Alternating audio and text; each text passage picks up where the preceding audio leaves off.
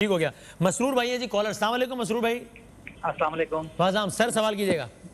बदामी साहब, मेरा सवाल ये है कि हमारे मुल्क के जो माहिरीन और डॉक्टर्स वगैरह जो हैं वो बता रहे हैं कि हमारे मुल्क में टेस्टिंग बहुत कम है और वायरस की जो तादाद है वो लाखों में भी हो सकती है। जी हाँ जी हाँ। तो दूसरे ममालिक में जो तादाद है वो लाखों में है, उधर जो अमवात हैं वो सैकड़ों और हजारों में सही। रोजाना की बुनियाद पर मैं टीवी देखता हूँ, बताई जाती है कि सैकड़ों में हो रही है और हजारों में हो रही है। तो हमारे अल्हम्दुलिल्लाह फिर भी अल्लाह का बड़ा शुक्र है, जो अमवात हैं वो 10, 14 और बहुत रेलेवेंट सवाल है, बिल्कुल सही। मैं पूछता हूँ, मैं आपका सवाल समझ गया। और दूसरा, एक सेकंड मुझे और दीजिएगा। दूसरा सवाल मेरा ये है कि सर गुजारिश ये है कि हम किसी भी सूबे की मैं कराची में रहता हूँ, तारीफ करने के बजाय अगर हम क्या अपने कैमरामैन को उन मार्केटों में भेजें कि जो सुबह वजीर आला कहते हैं कि जी हमारा बड़ा लॉकडाउन सख्त हो गया है, लेकिन हाल बहुत बुरा है कराची की मार्केट। जी हाँ, मैंने प्रोग्राम में भी कहा, सही कह रहा हूँ कि कराची में जब अब लॉकडाउन सख्त भी था तब बैरूनी सड़कें एक और मंजर पेश कर रही होती थी, अंदर जाए तो लगता था एक दूसरा शहर है ये बता दीजिए अशरफ निज़ामी साहब, ये बात बड़ा मैं भी ये सवाल सोचता हूँ, पीएमए की जानिब से भी ये कहा गया कि अगर हम टेस्टिंग मैसिव करा लें तो असल नंबर तो लाखों में होगा। ठीक है, होगा, अल्लाह ना करे नहीं होता ऐसा हो, लेकिन सर जिन ममालिक में लाखों लोग मरीज हैं वहाँ हज़ारों मर भी तो रहे हैं रोज़ाना। यहाँ तो अल्हम्दुलिल्लाह 10, 12, 14, 15। तो फिर व्हाट इज़ द डिफरेंस? अगर हमारे यहाँ भी मरीज उतने ही हैं तो अमवात तो बहुत कम है अल्हम्दुलिल्लाह। अशरफ साहब देखें वसीम भाई, आपकी ये बात बिल्कुल दुरुस्त है। मैं परवरदिगार का शुक्र अदा करता हूँ, सजदा शुक्र करता हूँ कि हमारे यहाँ पे वो शरह अमवात नहीं है जो दुनिया के अंदर। टेक्निकली इसकी रीजन क्या हो सकती है? जब मरीज लाखों में, हमारे यहाँ भी तो अमवात कम इसकी टेक्निकल, जी मैं बता देता हूँ। टेक्निकली इसकी रीजन ये तो कि हमारे यहाँ थोड़ा सा इम्यूनिटी का, जिसको हम समझते हैं, वो कदरे बेहतर है। फिर हमारी जो एज है, जनरेशन, जैसा कि आप पहले भी जाए, हमारे यहाँ यंग जनरेशन ज़्यादा है।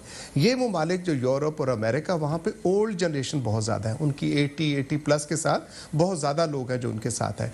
चाइना की एक सक्सेस स्टोरी है कि जहाँ पे उन्होंने 100 से प्लस करके वो चीज़ें की। और दूसरी चीज़ जो कि आप लॉकडाउन के बारे में दूसरा क्वेश्चन ज़िम्नन में अर्ज़ करता जाऊँ कि हमारा ये मानना है कि अगर अभी तक अगर हम कुछ बेहतर हैं, so this is what about the lockdown, कि अगर हुकूमत ने ये पॉलिसी अपनाई है तो उससे बेहतर है।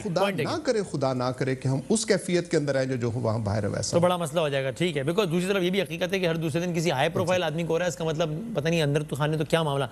हाई प्रोफाइल आदमी तो एक फ़ोन करता है, 1.5 घंटे बाद टीम उसके घर पर होती है टेस्ट करने के लिए। आम आदमी को दस्तरस नहीं है। अगर हाई प्रोफाइल केसेस ना तेजी से आना शुरू हो गए तो आम आदमियों का क्या हाल होगा, ये अल्लाह जाने। तनवीर भाई है मेरे साथ। अस्सलाम वालेकुम जी। डॉक्टर शुमाइल साहब जवाब देंगे इंशाल्लाह। जी तनवीर भाई सवाल कीजिएगा। वालेकुम सलाम जी। मेरा सवाल भी है और छोटी सी मालूमात भी देना चाहता हूँ। जी सर। पहला सवाल तो एक तो मेरा मैं कर देता हूँ कि एक तो ये स्वैब टेस्ट होता है और दूसरा इसके अलावा भी जो टेस्ट होता है वो मेडिकल से रिलेटेड, यानी कोई ब्लड टेस्ट वगैरह भी किया जाता है, ये मैं पता करना चाह रहा हूँ। ठीक। और एडवाइस में ये करना चाह रहा हूँ, हम लोग यहाँ यूएई में हैं, यहाँ माशाल्लाह हम लोग जितना हम लोग को बताया जा रहा है हम लोग उस पर अमल कर रहे हैं और काफी चीजें उसके हिसाब से बेहतर हो रही है।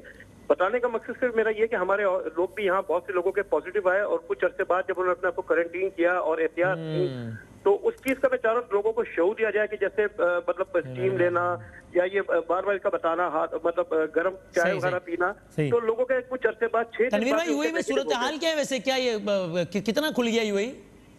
जी माशाल्लाह काफी हद तक तो अब तो मॉल वगैरह खुल रहे हैं और हम लोग भी अपना ड्यूटी पे जा रहे हैं। पहले जो लॉकडाउन था वो भी अब उसका टाइम भी कम कर दिया। टेस्टिंग हो रही है बड़ी एग्रेसिव वहाँ पे, सुना है। जी बिल्कुल हो रही है और बहुत अच्छे तरीके से हो रही है। सबसे अच्छी बात है कि यहाँ पे ट्रीटमेंट बहुत अच्छे हो रहे हैं।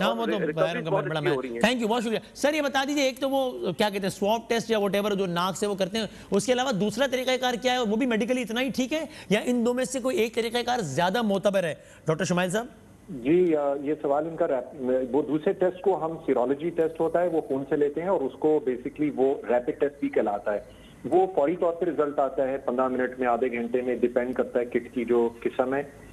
उसको वो चीज देखता है, एंटीबॉडीज को देखता है। आपके अगर जिस्म में ये वायरस दाखिल हुआ है और आपने जिस्म में कोई ना कोई एंटीबॉडीज बनाए हैं तो वो उसके बारे में बताता है। अच्छा। जबकि जो दूसरा टेस्ट है जो स्वाब से किया जाता है वो बेसिकली आपका एंटीजन बताता है। वो ये बताता है कि इस वक्त आप एक्टिवली, इस वक्त आपके अंदर वो एंटीजन मौजूद है जिससे ये वायरस है, और कुछ दिनों के बाद जब वो नेगेटिव होता है उसका मतलब ये होता है कि वो एंटीजन खारिज हो गया आपके जिस्म से और अब वो आप इन्फेक्टिव नहीं है।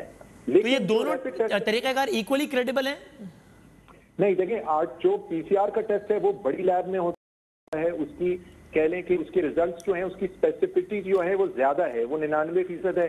इसकी रैपिड टेस्ट की उसकी भी 90% 95% तक है, लेकिन उसमें आमतौर पे जो एक्सपर्ट्स हैं, जो पैथोलॉजिस्ट हैं, माइक्रोबायोलॉजिस्ट हैं या और एक्सपर्ट्स हैं इसके, वायरोलॉजिस्ट, वो इसको इतना पसंद इसलिए नहीं करते कि उसमें फॉल्स पॉजिटिव्स भी आ सकते हैं। यानी मैं आम लोगों की जबान में कहूँ तो ये नाक वाला जो टेस्ट है ये ज्यादा क्रेडिबल है, ये ज्यादा क्रेडिबल है, लेकिन मैं उसको पब्लिक हेल्थ के हवाले से प्रमोट करना चाहिए और बहुत से मुल्क उसको, अमेरिका में, कनाडा में और इवन अब यूरोप में, इवन यूके में, वो इस वक्त इसको इस्तेमाल कर रहे हैं क्योंकि वो फौरी तौर पर रिजल्ट देता है और पता चल जाता है कि किसी शख्स में। सही। अब एक मैं मिसाल यहाँ पे देना चाहूंगा छोटी सी कि कराची में ही एक बहुत बड़ी हमारी एक फार्मास्यूटिकल कंपनी है, उन्होंने रैंडमली टेस्ट किए तो उनके 1000 में से तकरीबन 7% लोगों के टेस्ट पॉजिटिव आए, जिनका मतलब है जिनके कोई आसार नहीं थे, बीमार नहीं थे, लेकिन उनके अंदर इसके खिलाफ, वायरस के खिलाफ एंटीबॉडीज बन चुके थे। अल्लाह रहम, सही बात। क्विकली बात, एक दो सवाल और ले लेते हैं। जी अस्सलाम वालेकुम सर, सवाल कीजिएगा।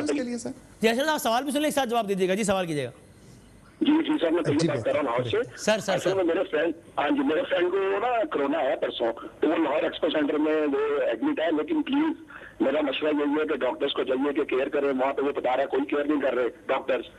तो मेरा सवाल सिर्फ इतना है कि जब वो ठीक होकर घर आ जाएगा तो क्या हम उससे उसी तरह मिल सकते हैं कि अभी उसको डिस्टेंस रखना पड़ेगा हमें उसके साथ?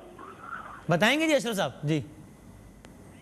जी श्योर। मैं एक तो ये कि एक्सपो सेंटर के हवाले से देखें, हमारी एक्सपेक्टेशंस बहुत ज़्यादा होती हैं एज अ पेशेंट जब आते हैं। एक्सपो सेंटर जो है ये ट्रीटमेंट सेंटर नहीं है, ये सिर्फ आइसोलेशन है और डे टू डे जितनी उनको चाहिए कि मतलब एक टेम्परेचर अगर थोड़ा सा या पेन एक्स है उस हद तक है। जो इसके इलाज का है that is in Mayo hospital. Mayo hospital के अंदर स्पेशलाइज सेंटर है जहाँ पर इलाज किया जाता है वो पेशेंट के जिसको फर्दर ट्रीटमेंट की जरूरत। It is a part of isolation, तो इससे उनको दिल बर्दाश्ता नहीं होना चाहिए। और दूसरी चीज़ मैं कहता हूँ इसे सर बदामी साहब कि इस वक्त हम जिस आफत में हैं, जिस मुसीबत में हैं, खुदारा इसके अंदर सिर्फ दाल रोटी से ज़्यादा हमें एक्सपेक्टेशंस नहीं करनी चाहिए, इतना ही रखना चाहिए जो कि हमारे साथ है। बाकी मिलने का उन्होंने फरमाया कि मिलने की खातिर कैसे क्या है, वो मैं समझता हूँ कि हमारा अभी तक वैसी सोशल डिस्टेंस की खातिर हम समझते हैं। और एक शख्स अगर कोई इन्फेक्ट एक दफ़ा हो गया, नेवर थिंक ऑफ कि उसको दोबारा ये नहीं हो सकता उसको कैरियर, नो डाउट। जब नेगेटिव आ गया तो वो कैरियर नहीं रहेगा, डेफिनेटली वो कैरियर नहीं। पहले टेस्ट वाली बात के ऊपर मैं थोड़ा सा अगर अर्ज करता जाऊं, आईजीजी और आईजीएम, मेरे दोस्त ने जैसे फरमाया, बिल्कुल दुरुस्त फरमाया कि पीसीआर है फिर आईजीजी आईजीएम के साथ करते हैं, वो किसी के अंदर भी फॉल्स पॉजिटिव हो सकता है। हमने as Pakistan medical association request की कि हमारा मुल्क मुआशी तौर पे इस काबिल नहीं है कि हम लॉन्ग स्टैंडिंग जो है लॉकडाउन करें। हमने एक प्रपोजल दी गवर्नमेंट को, अल्हम्दुलिल्लाह वो करने भी जा रही है पंजाब के अंदर, आल दो कि उसमें पीएमए का वो नाम नहीं लेते, लेकिन हमने कहा था कि ये टेस्ट रैंडम करें, रैंडम करके पता चलेगा कितने लोग ऑलरेडी इन्फेक्ट होकर बेहतर हो चुके हैं, तो लिहाजा में हो सकता है लॉकडाउन की जरूरत ही ना हो। तो डॉक्टर शुमाइल साहब फाइनली इसमें बता दें, अभी असद कैसर साहब स्पीकर कौमी असेंबली हमारे साथ थे, वो बोले मेरा टेस्ट हुआ, वो नेगेटिव आया, लेकिन डॉक्टर्स को डाउट हुआ कि गड़बड़ है, तो फिर दोबारा किया तो पॉजिटिव आया। This is now very alarming. वो तो एक हाई प्रोफाइल शख्सियत है तो वो सारा कुछ मामला हो गया। एक आम आदमी को तो नेगेटिव आएगा तो बस वो कहे घर जाओ ना भाई, और फिर वो तो मुतमईन हो जाएगा कि मैं तो ऑफिशियली कोरोना फ्री हूँ, घूमता फिरेगा वो। टेक्निकली स्पीकिंग हमारा मसला ये है, हमारा नहीं सारी दुनिया का, तकरीबन 15 से 30% फॉल्स नेगेटिव्स भी होते हैं जो कि बेहतर टेस्ट कंसिडर होता है। अब फॉल्स नेगेटिव का मतलब ये है कि शख्स पॉजिटिव है लेकिन उसका टेस्ट नेगेटिव आ गया है और उसके अंदर उसकी टेक्निकल रीजन हो सकती है कि जिसने स्वाब लिया उसने सही तरह नहीं लिया, टेस्ट करते हुए उसको आइसोलेट ठीक नहीं किया, टेम्परेचर ठीक नहीं मेंटेन हुआ, ये टेक्निकल रीजन हो सकते हैं। लेकिन इस वजह से आमतौर पे अगर कोई शख्स आइसोलेटेड है, अस्पताल में है या अंडर ट्रीटमेंट है, तो उसके एक टेस्ट करने के 2 दिन का गैप देने के बाद दोबारा से करते हैं, ताकि अगर उसमें कोई ऐसा हो मुबालगा तो दोबारा से जो है वो हमारे सामने आ जाए। Right, thank you very much दोनों डॉक्टर साहब का बहुत शुक्रिया। आगे भी बात करते रहेंगे।